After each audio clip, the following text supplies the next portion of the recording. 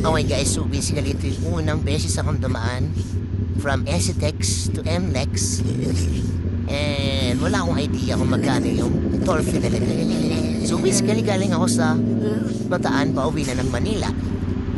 Then kung makikita nyo dito, ito yung unang punta ka dito, yung gamit yung big bike.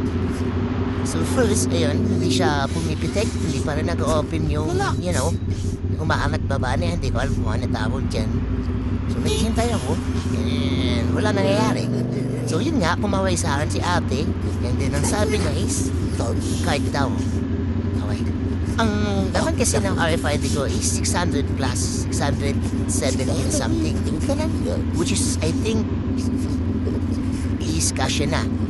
Pero yun nga, wala akong duda dito, so ibibigay ko yung RFID ko. So kakala ko nag-error lang doon, pero hindi naman yata. So nilabas ko RFID ko, narito niya 500 lang yung pinanaw dyan, kaya kinakabahan ako. And chinecheck niya, yun na yun. Walat ako, nag-sufficient balance ako. Meron akong 612, pero yung fee nila, yung toll fee is 672. So namulat ako doon, kaya naglabas ako ng cash, which is I think may penalty ata pag ganun kapag sa RFID tas insufficient yung balance mo.